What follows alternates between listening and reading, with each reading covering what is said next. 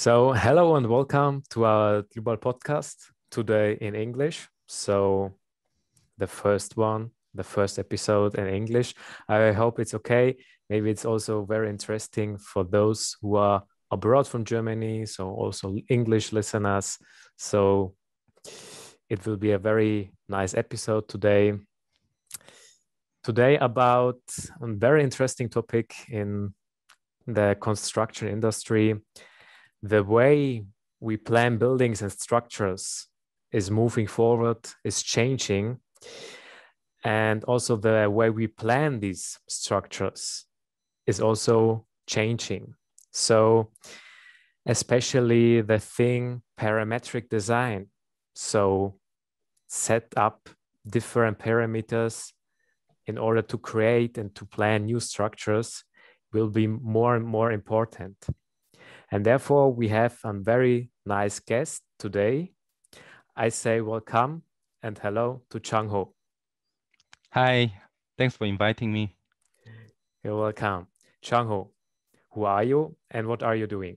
My name is Junghwo Park from South Korea. I'm an architect, educated in Korea and Australia, and also in Vienna, Austria. My role in Austria, I'm working the company called Group Ventures. So it's a group of research and development group within Group. And my domain is BIM specialist and project engineer, dealing with different software development for our Asia industry. And I'm also consulting some our external clients for the BIM topic. Yeah, thank you for your short introduction. We would like to ask you more questions about your job and your study. So first of all, why did you choose to study this topic, and what is so fascinating for you about this? Yeah, so as a Korean citizen, I didn't know what to do when I was young. So I went to the army for 2 years, and then I decided to travel to Australia, just, going to farm and picking up some cherries and traveling and going to traveling around 1 year. And luckily I met one painter who painted building for like last 25 years in Melbourne, Australia. And I was following him, and I also into painting. So I start to paint building facade or elevation with him. And he just suggests, oh, Park, that back then people call me Park. So he called me Park. His name is Salvatore, Italian guy. I think you are very talented in drawing and especially building. You have good observations and etc. So I decided to take the exam in Melbourne, RMIT University for architecture school.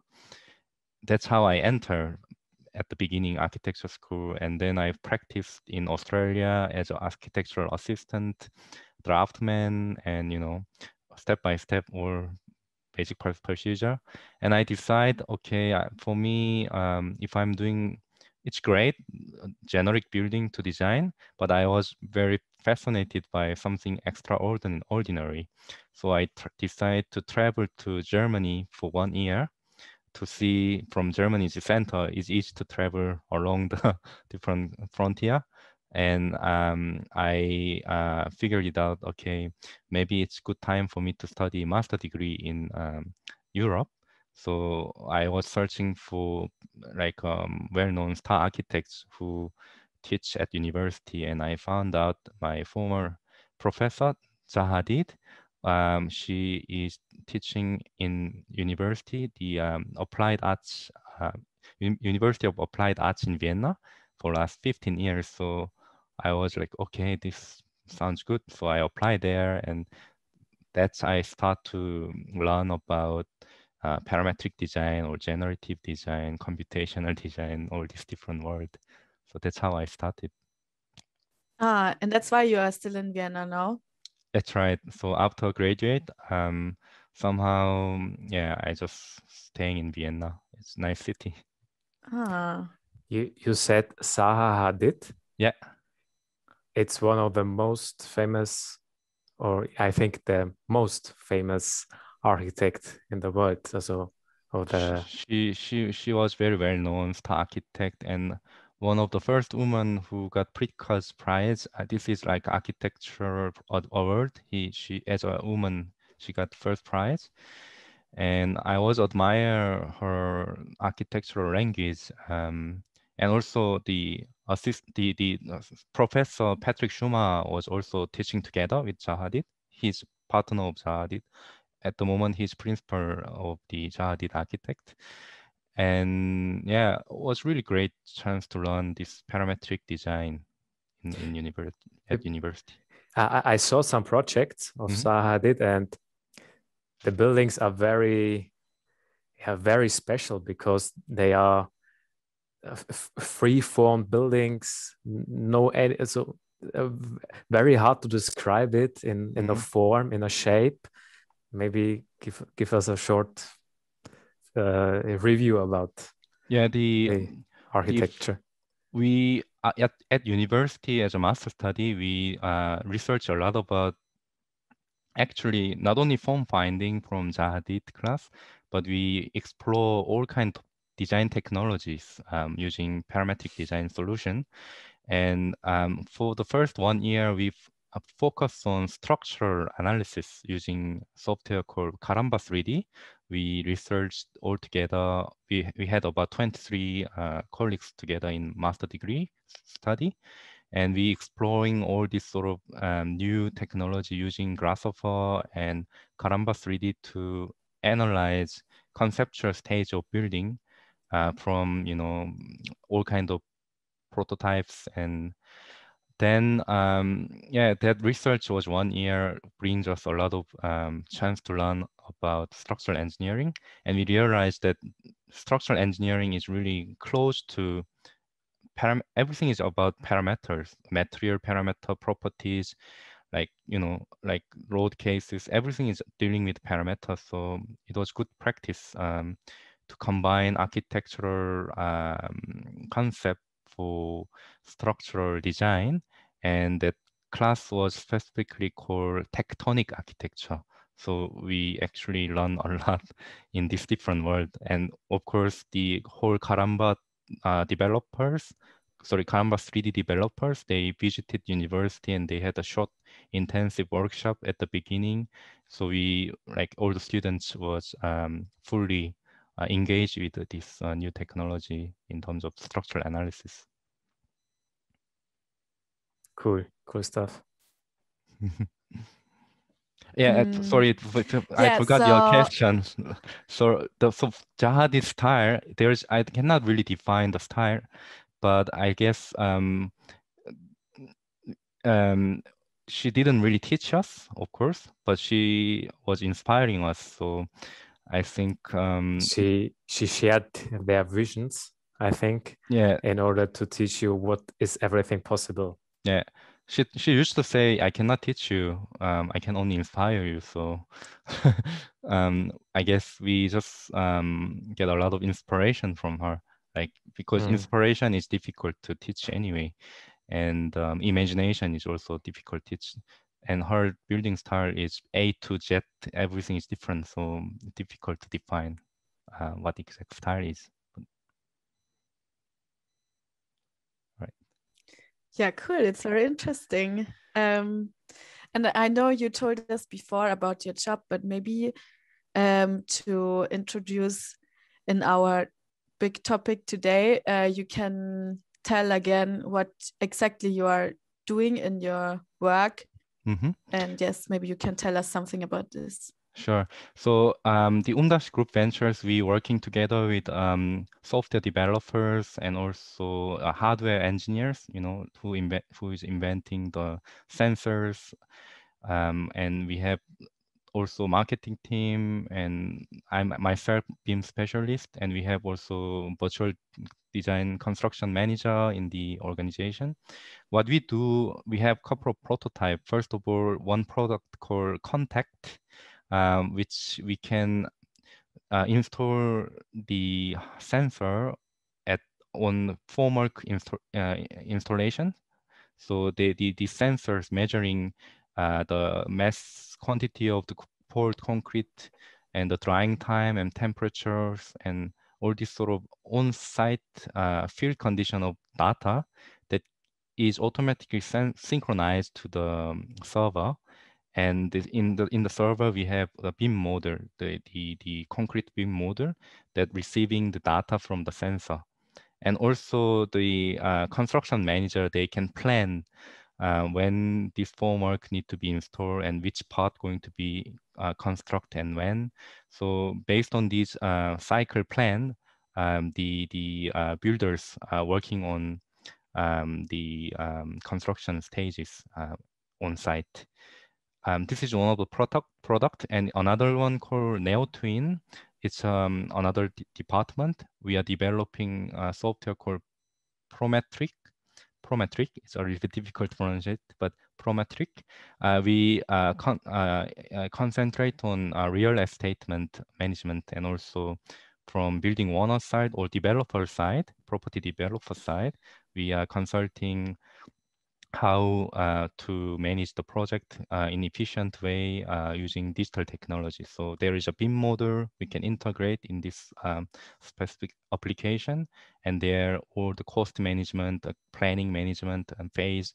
Yeah, so all tendering process is integrated in this one application package.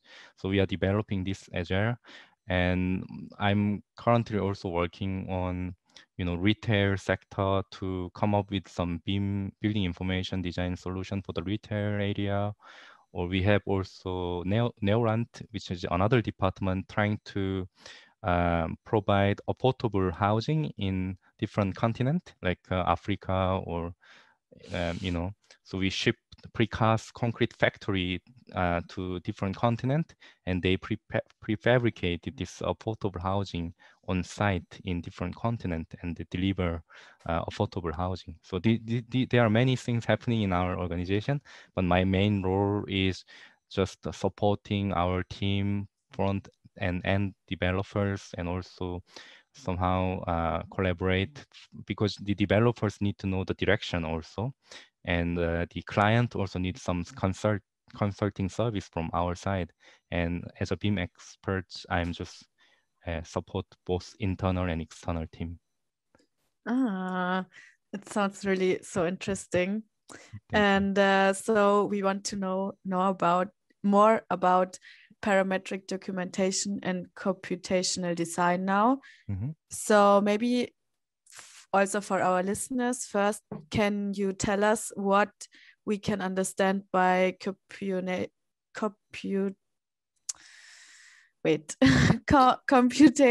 design in architecture? Yeah. Okay. It's actually it's nothing different than CAD, CAM things, but I would say we using parameters and using the parameter value of the parameter as an information to manipulate or to come up with some architectural typology. And it's not only about form finding, concept design, but it's also you can use it for analysis purpose. For example, structural analysis is the really great example of using parametric solution, computational design solution, or like environmental analysis, like wind effect or solar radiations and all this kind of thing. We have to get the information and analyze and use this big data of information to design the better building. So the parametric design is really broad. It's not only about form finding or some sexy design for the curved building or something, but you can also use it like a more automation, for example, the prefabrication or digitalization of the construction stages. You can all use. So basically, everything we are doing, architects or structural engineers, infrastructure engineers, or even BIM managers, whoever involved in our industry these days, or even facility manager, they all play with the numbers, right? Numbers and information. And I think this is, I would define everything what we are doing is basically parametric I cannot say design, but documentation or management, information management, and parametric or computational design is directly dealing with this different variation of the field in our industry. And can you maybe describe some examples and where the benefits and the advantages are in this? Yeah. So traditionally, architects or structural engineers used to just sketch it, right, with a ruler, pen and ruler.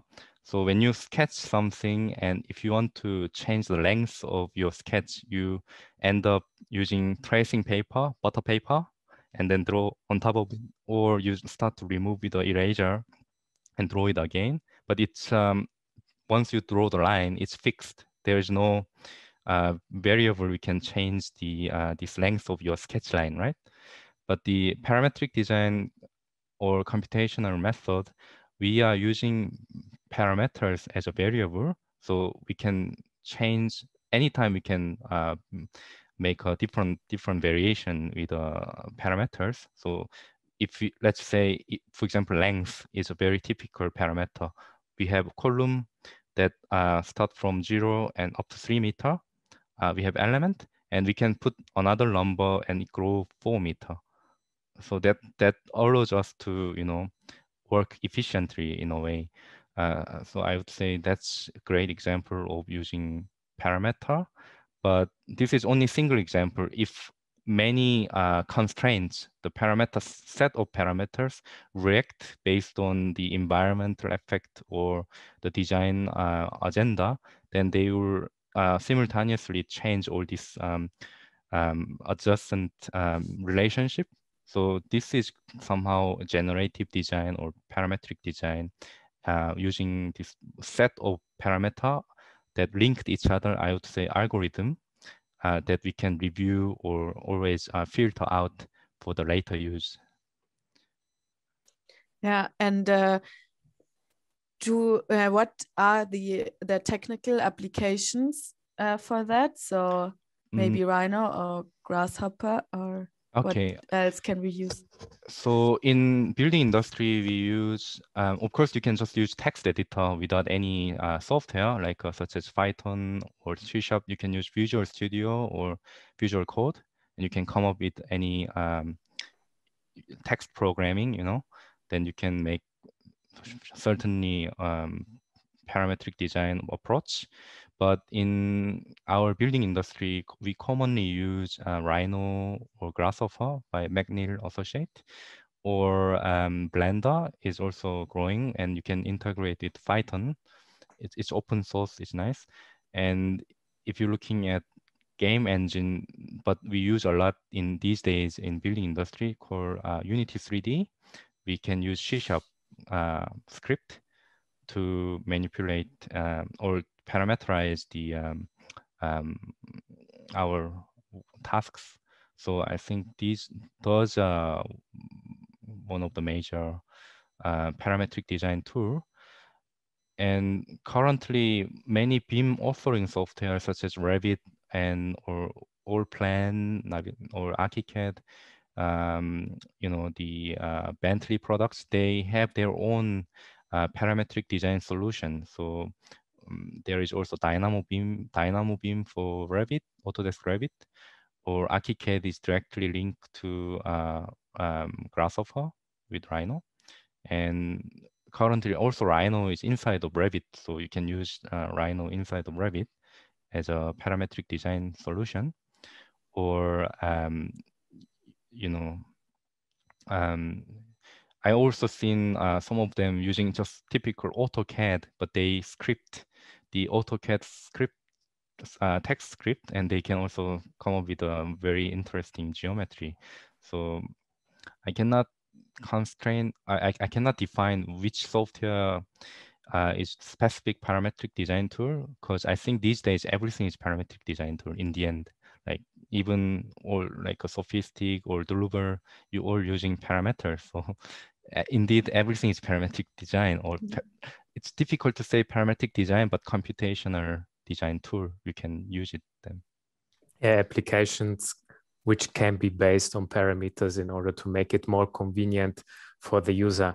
But do you think that these parameters restrict maybe also a little bit the creativity of the architects?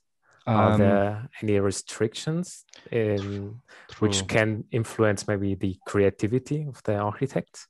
Yes, sure, because it's not easy to provide all kind of parameters like like temperature, wind speed, or everything for to do the schematic design. Is of course maybe difficult to do it, but you need enough practice and understand this is like you need strong practice to use this sort of parametric design tool,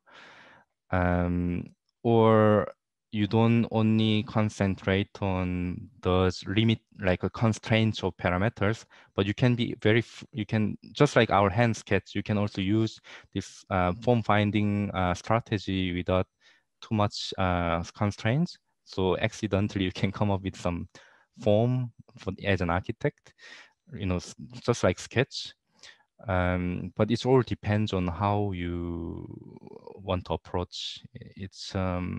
But sometimes it can be very dangerous, because if you don't set the parameters correctly to deal with your design requirements, then whatever you do is completely wrong. So actually, that's the downside of using parameters to come up with a design, I would say.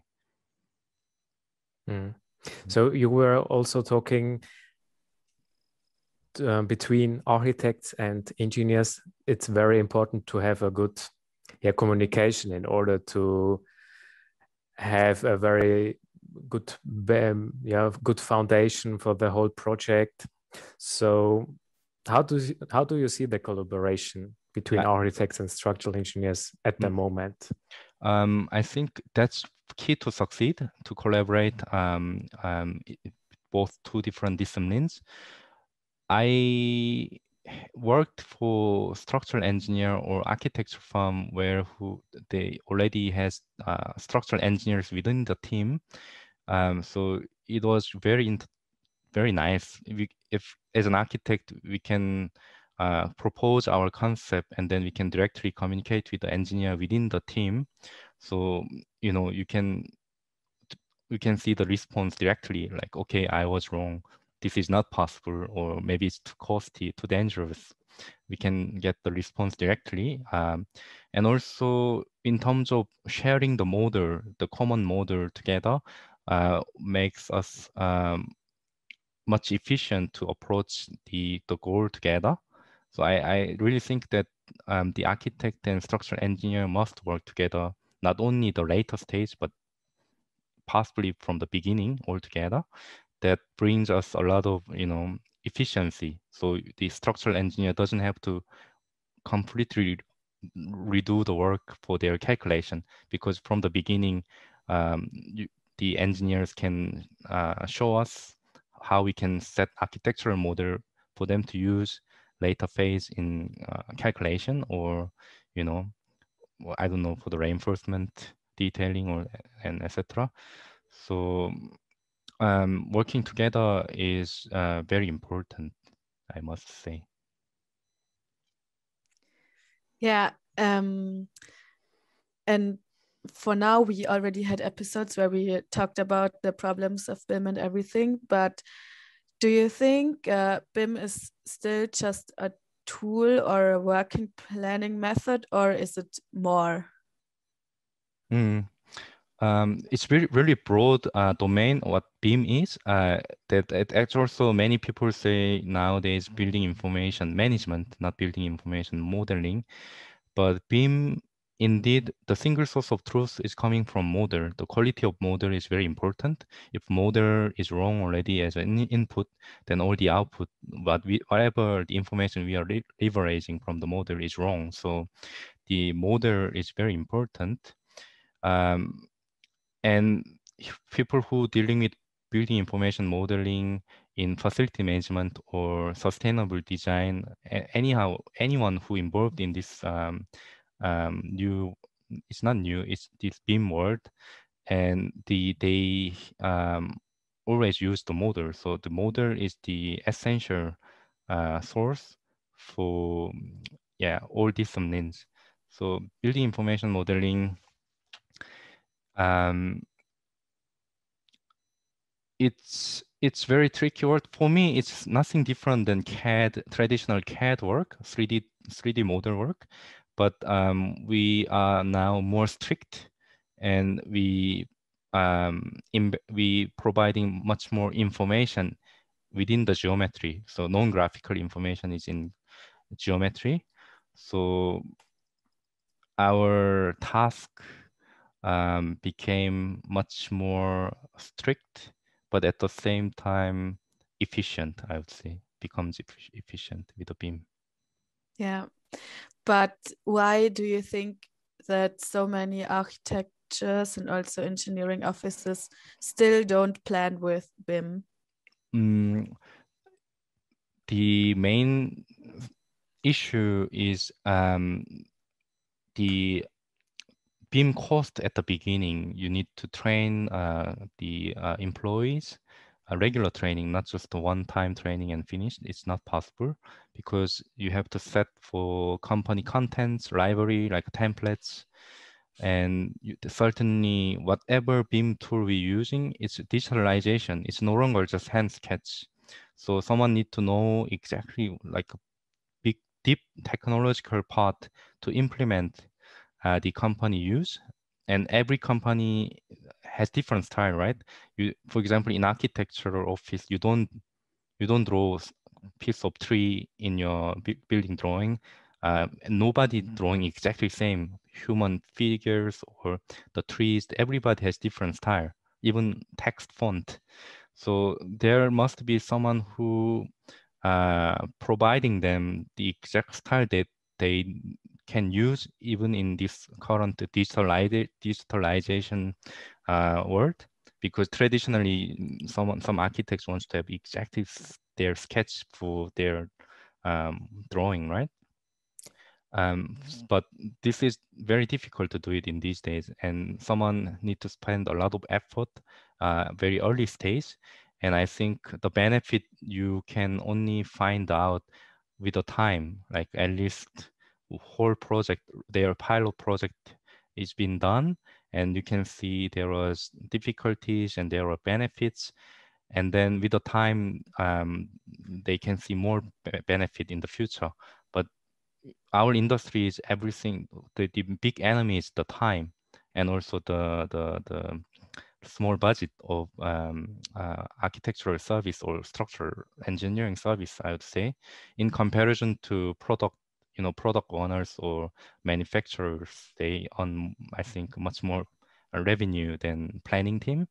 So I think that's the main difficulties. The small companies or the big company who wanted to implement, then the main first source they need is a human resource, not just software, the human, the team. The building of team, it's cost a lot, and it's a big challenge for the company.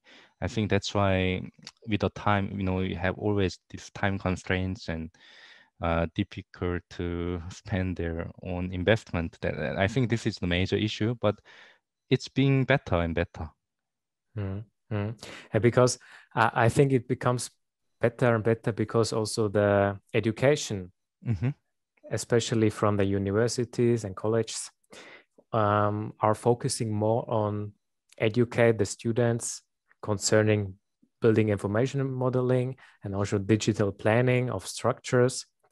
And when they have already some experiences and also the experience with the software, and they come to new engineering or architecture offices, they can teach the other ones what they have learned, and also try to do this maybe for the first time at the pilot project or something like that, in order to gain new knowledge about planning with BIM. And when I did my research on my master thesis, I also discovered some other issues, and these are, for example, the standards, so that you don't have any unified guidelines. Everybody is planning with other libraries, with other software. There's no basic, so which everybody would connect to everything, yeah, and to unify everything. This is also one of the biggest challenges in the whole BIM process when you are doing it the first time. Yeah, and the standardization is also time consuming, and you cannot just standardize only your company standard. You have to match to external parties or the governmental national norms and national standards. So there need a lot of effort to set these assets for your company. That's why it is the challenge, really, indeed. But again, the most difficulty is building up the right team, and the human resource is the most difficulties in reality, because software you can buy if you have project, right? And you can train people, but if you don't have right people to be trained, and then already it's wrong at the first place. So the human resource, I would say, is most important. So to say, it's mindset. The whole mindset of the company is more important. And in my opinion, also the whole construction industry suffers also a little bit from the lack of employees who has experience with that.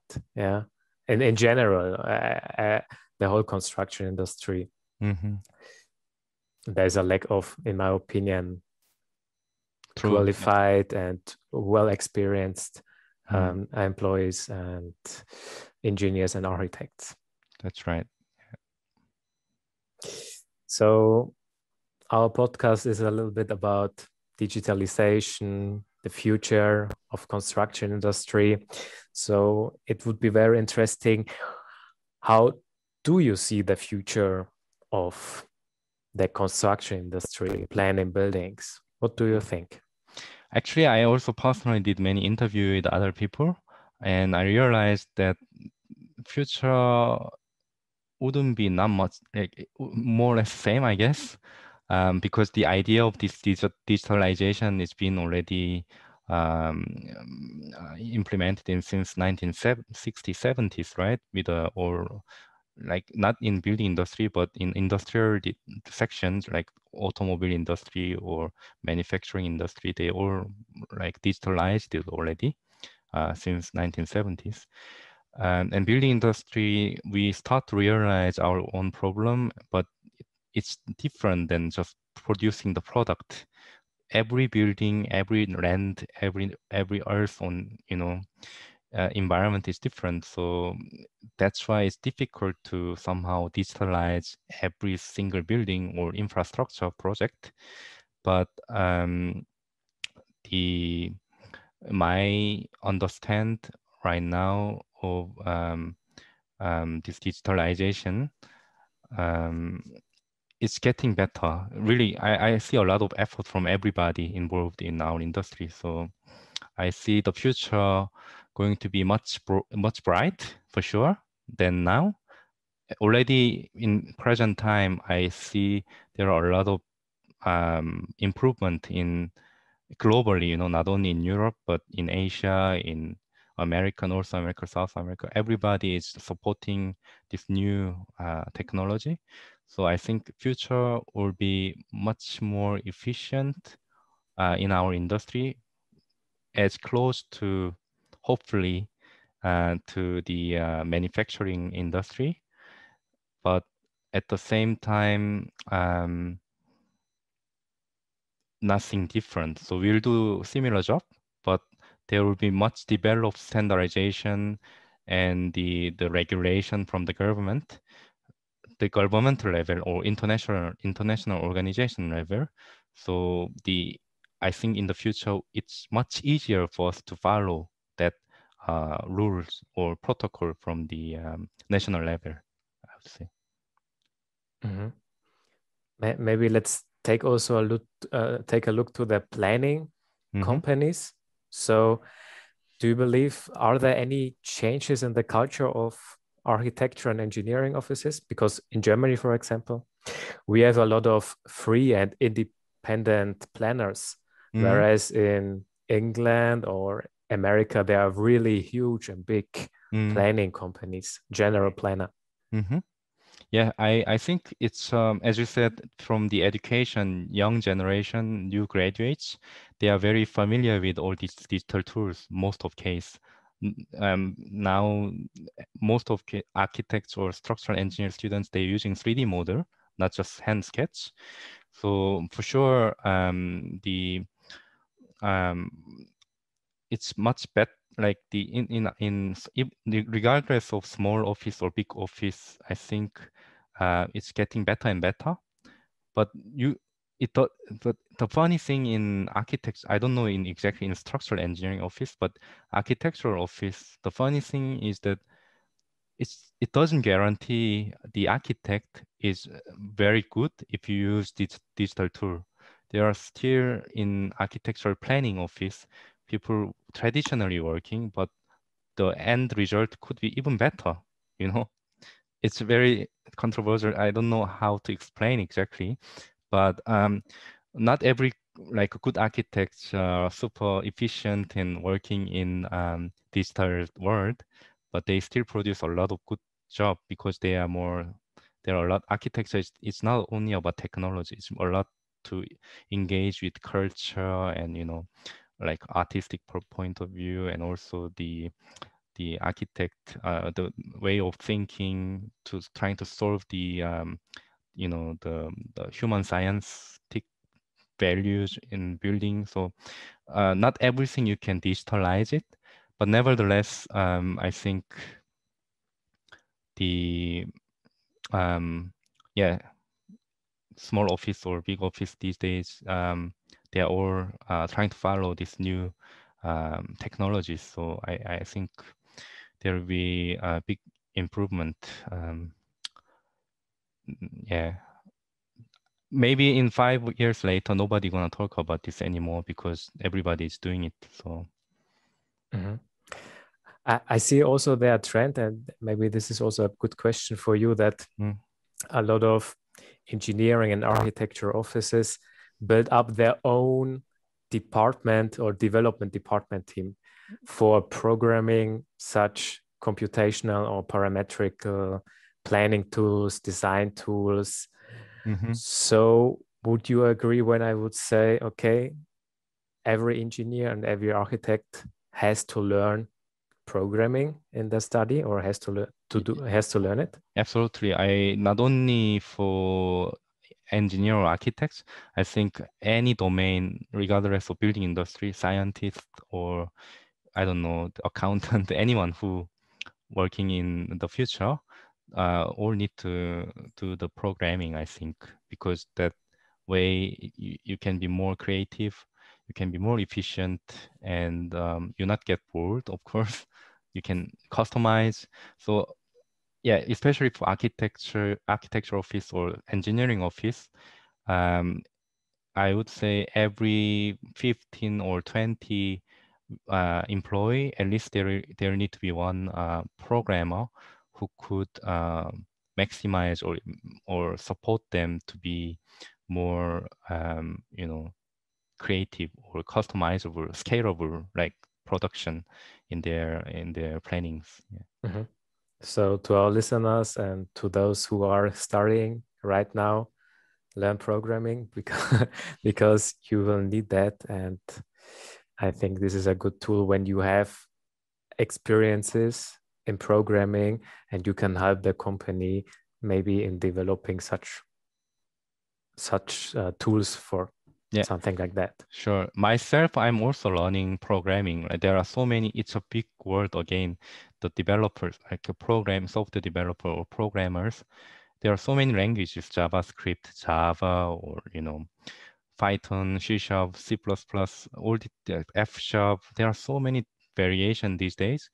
But I guess everything is based on logic. So learning programming is you never get bored. So you can organize your thought in more structured way, let's say. Like, so eventually it will help everybody to be efficient when you start to learn programming. I think I'm not in good position to say this kind of thing because myself, I'm not programmer, I'm architect, but certainly this computational thinking or programming to learn in the future would be definitely beneficial for everybody, everybody in the world. Yeah, to get an understanding for that and also to a feeling. Yeah. And what do you think about other main technologies and trends like 3D printing or modular buildings? This, I think it's a very optimistic with the development of the technology, especially for 3D printing. I don't see much benefit in small scale, let's say. In my opinion, personally, I would say 3D printing technology could be more beneficial for big, large scale of military infrastructure or some very customized, difficult to build, like delicate bridge design that you can print or weld it with steel, you know, or I don't know, some big span that difficult to approach with a traditional formwork, you know, because formwork also it need a lot of planning to do the formwork design. But with a 3D printing, if you 3D print it, then you know the amount of effort to produce formwork equipment is also reduced, and the material optimization, you know, we can save up a lot of materials doing that. I know it's not easy because you don't have support conditions. So when you print in certain, when it goes further, some point you have to think about this construction stage, you know, all different roads, so it may collapse. But I think a lot of researchers and developers these days, they are aware of this problem, and they specifically investing on these difficulties. So I think 3D printing, digital fabrication is the future. You can be efficient. You can build your house in 2 days. It depends on material. Material and scale is big tema. If it's only timber construction, I think small scale is also very good with the digital fabrication because you already built everything from the off-site, and you just need to assemble on-site for small scale project. But I see this new technology definitely much beneficial for big project in the future. Spaceship, or maybe our building, it will be float without any foundation, so you don't have to worry about earthquake. And maybe to do that, to approach this kind of new building prototype, you need new technology for sure, I think. One action less to consider. Yeah. Maybe also in one point to how fast is the construction industry in the whole digitalization process? Because I think everybody knows, okay, we are still slow, or are we still behind our expectations? Very slow, of course. We are compared to, if you think about aerospace engineers, right? We flew to the moon or space already in 1960s. So in comparison to that, or automobile industry, in 1970s, especially in Germany, they digitalized all kind of manufacturing technology. They did it within very short amount of time, or you know the manufacturing technology. And with the electronic car these days, everything developed last 5 to 10 years. Every, you know, the new technology already came out as a product. So in comparison to that, our industry is super slow, super slow. But I guess everybody is recognized, especially governmental officers or governors, who in charge of construction domain, they recognize the problem of our industry. So they trying to push the regulation from the governmental level. So we have to follow this digitalization, definitely. I don't know how long it will take. The thing is, we cannot force people to do it. These days, but without digitalization, you lose your potential clients as an architect or as a structural engineer or MEP engineer. So for us, yeah, digitalization is definitely, we need to speed up. That's true. Yeah. Yeah. Yeah. So Daniel, do you have other questions? No, I think. Yeah.